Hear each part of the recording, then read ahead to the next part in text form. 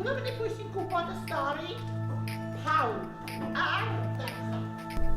Yn y fath gyffredin glaw fyny, ond mi ddaeth i newid y byd. Newid y byd.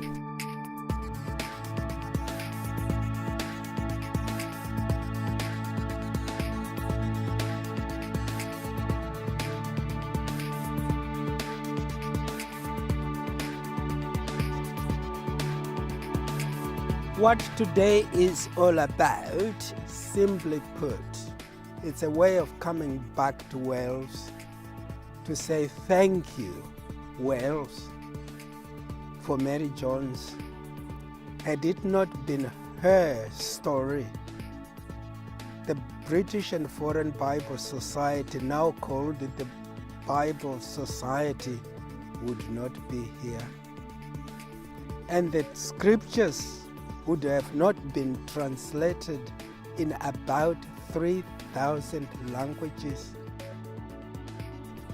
Mae'r Beibl yn cael ei gadw yn Prifysgol Caergrawnt ers blynyddoedd bellach ers 1985 ac un hynny oedd o'n Llundain a mae eiddo Beibl Gymdeithas ydi o. Wedi dod â fo yma heddiw, mae gwarchodwr y Beibl a'r holl archif sef Dr Onesimus Ngwndw. Fo fydd yn mynd â fo o amgylch, fo fydd yn siarad efo'r plant. A dwi'n meddwl bod o'n hynod o bwysig bod y plant nid yn unig yn gweld hwn fel rhywbeth sy'n perthyn i ddoe, ond fel rhywbeth byw heddiw. Mae'n flwyddyn y Beibl byw. Mae'n flwyddyn lle da ni'n codi dylanwad y Beibl fel llyfr byw ar gyfer y cenhedlaeth yma. A pontio hwn, mae'r un peth sydd yn hwn a sy'n an Beibl.net sydd nod heddiw iddyn nhw berthnasu fo i'w hoes nhw. Oedd Mary Jones, oedd hi'n hoff iawn o Dduw, oedd hi eisiau dysgu mwy am Dduw, so daeth ei penderfynu bod hi eisiau prynu Beibl ei hun achos dwi ddim yn cael digon o gyfle i ddarllen y Beibl. Felly nath hi cynnig o'i ffres, so daeth ei Bala, ond pryd nath hi cyrraedd Bala, doedd yna Beibl ar ôl, felly nath Thomas Charles rhoi Beibl personol i Mary Jones. Dwi'n meddwl bod y stori ni'n da yn dangos i blant os oes nhw'n coelio yn eu hunain bod nhw'n gallu gwneud pethau os nhw beth yn meddwl wneud a gwyn ni'n gwybod y hanes, gwyn ni'n falch i gael ail glywed i unwaith eto. Neith y stori neu beth fydd yn hyn, dwi'n meddwl na fi. Wel, dyna sy'n rhyfeddol a dyna dyn ni'n hiraethu amdano fo eto, ynde. Hynny di, mi roedd ne bobl ifanc bryd hynny wedi dod i gredu yn Iesu Grist go iawn. Oedden nhw'n caru Iesu Grist, oedd marwolaeth Iesu Grist ar y groes yn golygu bob peth iddyn nhw. Ac oedd cael Beibl yn drysor aruthrol.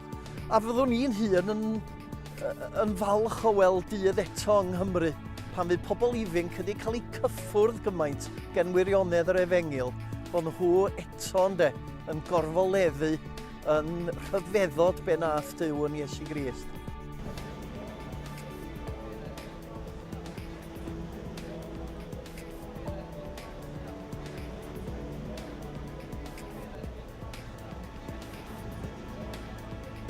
This is the safe, and now in its place now, we are going to put this one.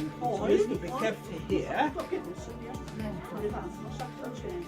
but since we moved it to London before it went to Cambridge, when we removed it, we are going to replace it with this modern one. This will be its permanent home in place of this one. Mae'n fraint fawr gyda i feddwl bod nhw yn ystyried i roi ochr yn ochr a'r campweithiau sydd gynno ni yn y Gymraeg, ynde.